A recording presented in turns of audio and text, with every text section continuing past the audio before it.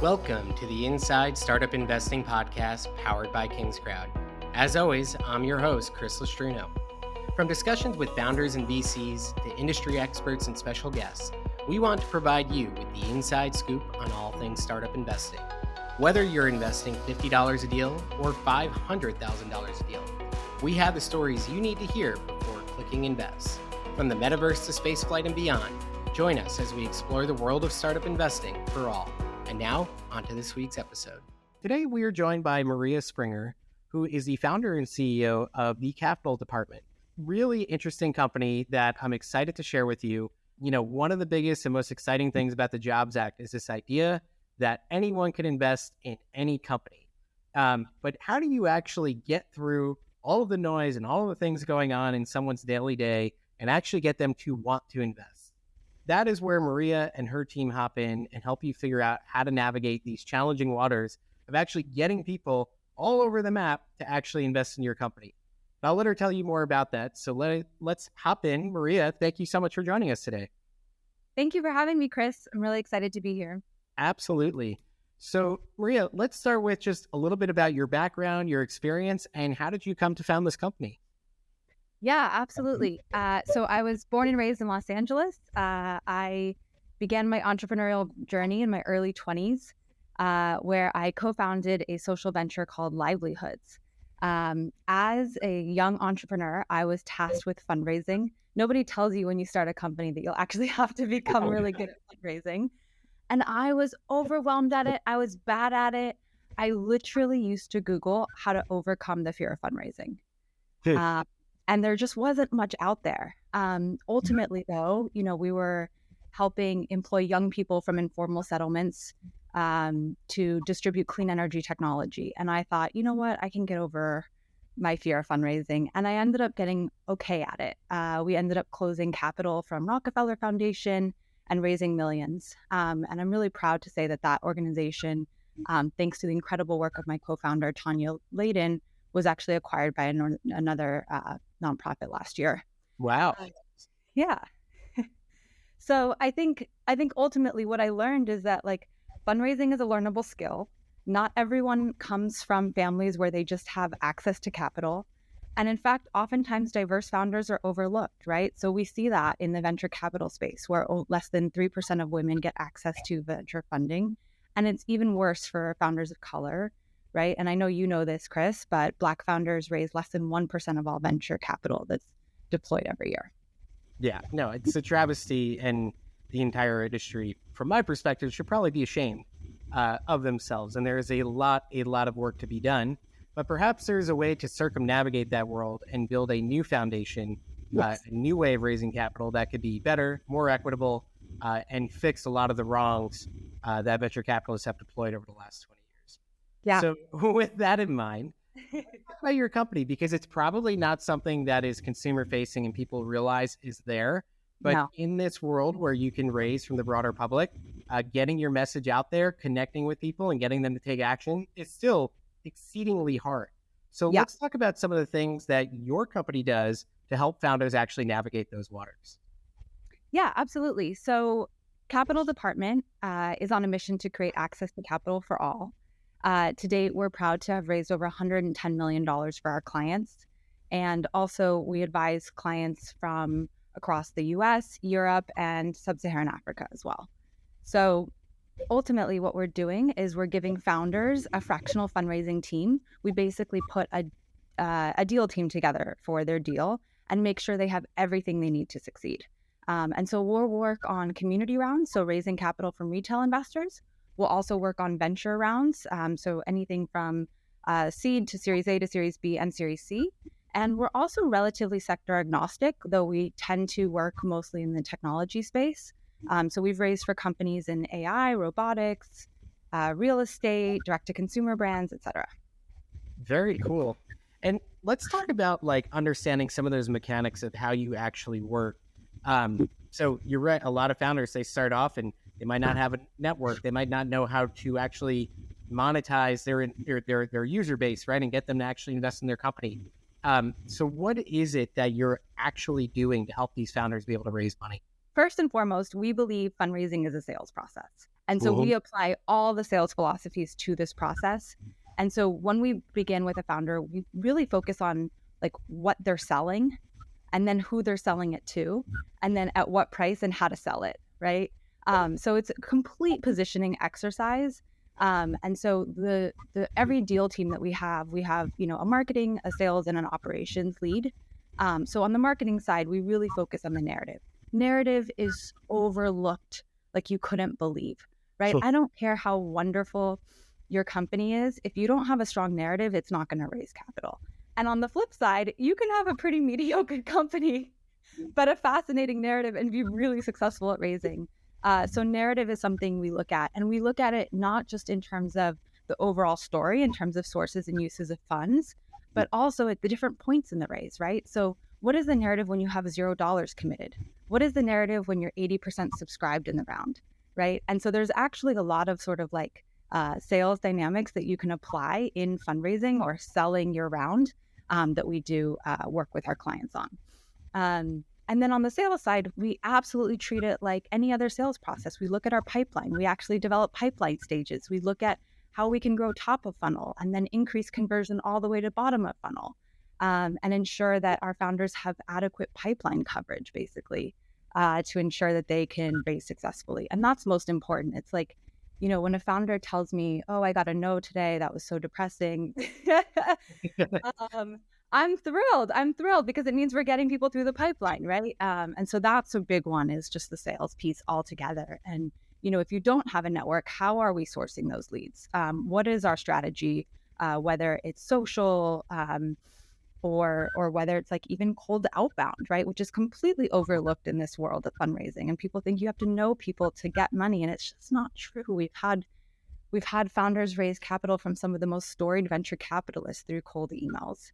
And then on the operations side, right, that's really all about strategy and holding founders accountable and calls to action. And that's also the really fun bit, because I think CEOs have a big job. They don't have a lot of time. And we are here to sort of whip them into shape and hold them accountable. Yeah. It makes a ton of sense. So diving in on that, one thing that I think you'll often hear is that founders are the best ones to sell their story and to sell their company, and no one else can do it for you. So what is your feeling on that? Are you kind of more in the background and it's still the founder who's kind of front facing? Oh, absolutely, Chris. Like I can't replicate the passion a founder may have for their company. I might be a little bit braver at making asks at first, just because I don't have, all the personal interest in it that they may, it's not my baby per se. But once they get warmed up making those asks and getting rejected, there's nobody better. And we basically are the back office of a fundraising team, essentially. So, if you have a fractional CFO or a fractional like finance team, like you can consider us your fractional back office fundraising team. Yeah. Got it. And I know, so in the traditional public world, especially when you're preparing for an IPO, you work with an investment bank that essentially is going to all of the, investors in their network and all the big institutions, and basically generating all the interest for you and getting them to deploy dollars into your deal when you IPO. Yeah. There really isn't such a thing in the startup market. There's next to no actual investment banks, either for the kind of community round world or for the traditional offline world. And so I imagine you kind of work more as a consulting group. Is that correct? Yeah, absolutely. So we don't take success fees. We work on a straight retainer basis. But I think it's funny. I actually spoke to a very successful investment banker last week, and she was suggesting, I've never seen this. It's essentially investment banking for startups. And I think it's true to a certain extent. However, at the earliest stages of the founding of a company, it's so important that founders create strong relationships with their investors, right? It's not just about the capital. It's also about the introductions those investors can make and whether they can participate in follow-on financing, whether they can, get out there when you're raising your next round and make the introductions you need, et cetera. So I think this is a perfect way for us to give founders leverage on their time, right? Without sort of owning those relationships. So we ensure that by being in the background of things, founders really end up building those close relationships they need to grow their companies to exit. The world gets pretty complex very fast. Once you've had even 20, 30, 40, 50 discussions, and I've pitched our company over 1,000 times, it gets a little muddy, and it's really hard to manage all of those relationships and connections you've made. And you're right. I mean, first off, the best thing that you could ever have is a repeat investor, right? It's just like a repeat customer. The best investor is a repeat investor. Yep. So that's one. And two, it's all of the leads and all of the people that they bring into your world as well. I mean, I started this company with knowing nobody, and now, there's thousands of people who are connected to this business. So certainly the relationships and the networks that opens up is really, really powerful. And you hit on something which I thought was interesting is the investor relations piece of this. Mhm. What do you do? One of the problems that I think we've seen in our industry is at times founders are not great necessarily, not across the board. There's some amazing founders who do a great job of keeping their community ground investors up to date. Yeah. Other ones are not very good at it at all. So what are your thoughts on that process? What are some of your best practices you think around that? Oh, absolutely. I mean, first of all, I think it depends, right? Like if you're a company that's raised from thousands upon thousands of people, right? I have clients who literally have 8,000 investors, right? So access is amazing, but also something to be considered. So I think when you have an investor base, I think you have to look at them as important shareholders, yes, but also stakeholders, right? Yeah. That base is so important to build an entire engagement strategy around, to the point that we've already mentioned, right? Like they can invest once, but then you can kind of upsell them in future rounds. And with SPVs, you can have those retail investors participate in your more institutional rounds very easily. And Mm. so engaging them and saying to your, future investors in institutional rounds, look, I have 1,000 investors participating in an SPV that is already committed to this institutional round. I think that's really powerful. So that's how I think engagement once community round investors have invested can be advantageous in the future when you're putting together future rounds. Also, just general investor updates in general at a regular cadence, right? Whether it's monthly, which I think founders have a really hard time committing to, or quarterly, which is probably more realistic, is really important, because if you're giving your investors news, the good and the bad, you're building trust and you're investing in that relationship. And that pays dividends in terms of potential networking opportunities to customers. It pays dividends when you are facing strategic issues and you can go to them, et cetera. So I can't stress enough the importance of strong investor communications, but also they have to be well written and well done and organized. It's a whole sort of customer success process in itself. Yeah. Absolutely. What are some of the biggest mistakes you see founders make who are raising on platforms like WeFunder? What are some of the low-hanging fruit big mistakes folks make? Oh my gosh, how much time do we have? Okay. I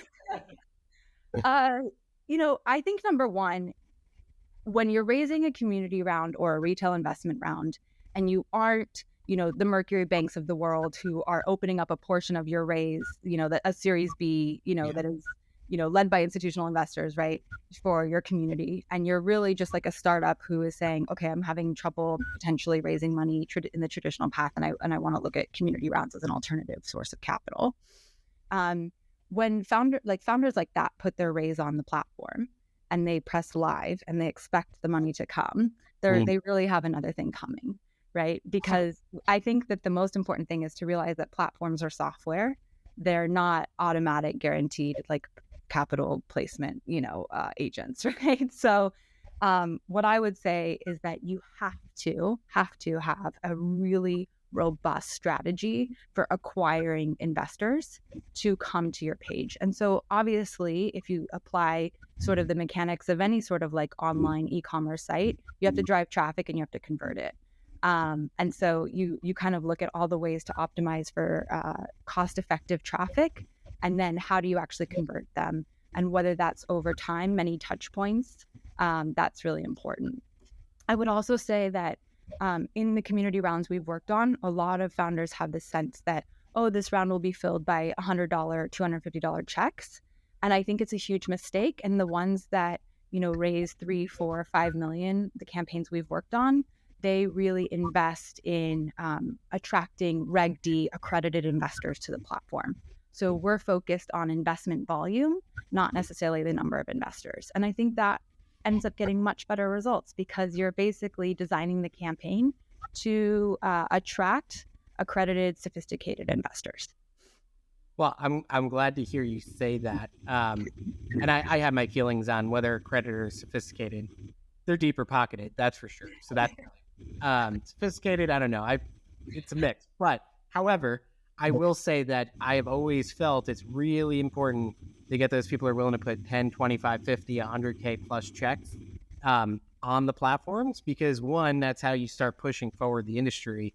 And two, to your point, the whole momentum play, I mean, it's very hard unless you have some sort of catalyst event outside of, whether a publisher or something pushes you, unless you have those things happen to you, getting thousands and thousands of people to come and invest in your company overnight, to your point, is a pipe dream. So if you get $100,000, $200,000 from one person, 10 to 20 from another person, now suddenly you have some momentum on your side. Maybe you have 250, 300K on the first day, and you're trying to get to $1 million. And that's a pretty good indicator to investors like, hey, these people are serious, and you're getting people to put real dollars to work. Yeah, exactly. I couldn't agree more. FOMO is a thing. It's true across all the types of investors. And Chris, I'll just tell you, I learned about sophisticated investors because that's the EU term for accredited, which I like that. Which has its issues. I will agree with you. I also had trouble with coming to terms with that word myself. Yeah. All I'll say is I have met accredited investors who, they didn't work for their money necessarily, and they're pretty easy with parting from it, and pretty easy with the questions that they ask. So that's all I'm saying. And some of the hardest checks I've won over have been the $100 check. So it's a real mix for sure. Yep. So let's talk a little bit about, if you are a founder and you don't have that network, how do you help them get started to your point, pursue those 5, 10, 100K, 250K, $1 million checks, and out of the gate to build momentum? What's the trick? What are you doing to help them get there? Yeah. So I'm very lucky that my first community round ever was Up Counsel, which is a legal technology marketplace led by a YC-backed founder who's had a ton of success in her career. In raises like that, right, you have very engaged customers. And so that's really exciting because you can literally turn in your marketing email list into customers. If you don't necessarily have an existing customer base for a retail investment round or a community round, which is what we're focusing on today, then you can build it. And there's multiple ways to build it. And so when I started working in the community round space, I think my first campaign that we worked on as a team closed in December 2021. So very new to this industry, right? I would say that we learned very quickly that you can invest in paid marketing, right? And you can invest in sponsored content, Facebook ads, Instagram ads, etc. But it's really hard to guarantee a ROAS, and it's also expensive, right? Like you have to look at the cost of capital and the implied dilution, right? So at Capital Department, we always looked at it more from what is the most effective way to raise capital. And so we really focus on organic investor acquisition channels. So really building out processes that we can apply throughout the campaign that can help get us access to networks of investors. So some of that is on the cold outbound side, right? It's even like pitching the King's crowds of the world, right? Like, hey, I'm a founder, I'm raising, would you be interested in doing a founder profile on us, right? And the founder profiles that you do are phenomenal. And I think they help drive a lot of traffic to pages when they're done. And I know that you guys have a whole process for choosing people objectively, et cetera. But I'm sure, getting connected to a founder is important. So that's one example, is like all the publications or networks that represent investors. We also look at, traditional channels like LinkedIn and email. LinkedIn and email are the most important channels. So one of the things we'll do on LinkedIn is actually like messaging our first, founders' first degree connections, prospecting for new leads, very similar to sales at a SaaS startup, for instance. And then on the email side, we really will prospect investors that we think fit our ideal customer or investor profile, right? So if we know that we're raising, for a robotics company, maybe we go and prospect for, potential investors who are VPs or above, right? Who have worked at robotics companies that might be really interested in this deal. And then we reach out to them. So that's one way. And then I think, just like there's so many tricks to that too, between, messaging your followers, and getting introductions, which is really, really important. So that's definitely like our core channels. And then of course, once someone invests, right, if we do look at them as a customer, if we do look at this as a sales process, there's always the upsell. And getting an investor to increase their investment is one of the most valuable tactics that we leverage. Fascinating. No, and yeah, I totally agree with you. And it's kind of funny because I think people think that like investment banking is this like really sexy type of thing, or raising money is, and then you realize that it's just like a lot of time on LinkedIn and emailing people. And it's like funny even now for me to think about some of the people who like I always consider friends, people who have invested multiple times that I talk to every other month and update them on everything going on with King's Crowd. And it's like started out as like, a random person I met on AngelList or LinkedIn or wherever it may be. Yeah. And it's like, but it has to start somewhere. And like, it truly does come down to just like running a process and going through all your contacts and figuring out where there's opportunity and then making them aware of what you're up to. And the old sales tactic, right? You have to hit someone 7 times before they'll really take action. Like it's really no different with an investment. So a lot of effort that goes into this. Let's talk a little bit about the fact that I think to a degree, just seeing that companies are working with you and putting in the effort speaks very much to like that dedication to success over like, oh, I put it out there. No, it didn't work. I guess there's something wrong with me. So what do your typical clients look like? I know they're across industries and all of that, but when are they typically engaging you? Why are they coming to you? I'd love to understand a little bit more about that. Yeah, absolutely. So I would say that our typical clients are brilliant CEOs who are very ambitious, talented, smart, accomplished, who may or may not have experience raising capital, right? Like I have worked with founders who have raised tens of millions of dollars, and I have worked with founders who haven't raised $1 before. But ultimately, they're all so committed and passionate about their vision. So unfortunately, capital department can't work with everyone, so we don't. We typically have a pretty lengthy waiting list, and because we're growing our team as well.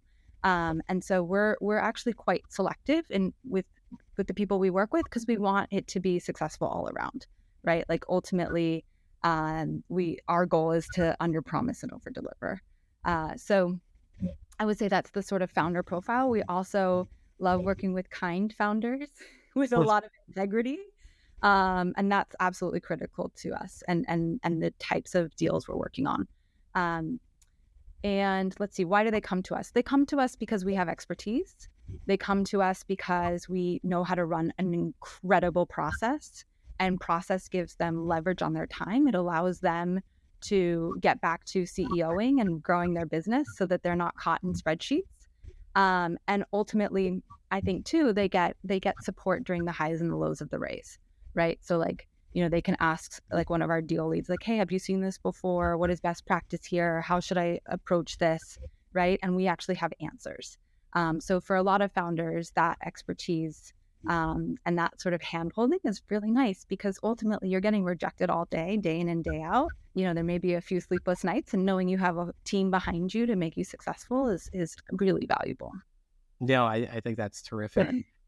Well, Maria, thank you so much for your time today. And if you're an investor and you're listening to this, you want to see your companies be successful, right? And this is a way, you're hoping that your founders are looking to work with organizations like this and are finding ways to drive as much investment as possible because frankly, one of the biggest risks with any startup is the funding risk, right? That you're not successful enough in getting those dollars in. So you make sure you have enough runway to figure things out and get to where you need to be. So there's a lot of value to having folks like yourself in our industry, helping to make these raises more successul. Love what you're doing. I think it's super interesting and a layer that's probably most misunderstood or unknown. So glad that we get to bring a bit of a light to it today. So thank you so much, Maria. Really appreciate your time today. And for all those listening, thanks as always for tuning in. Take care now.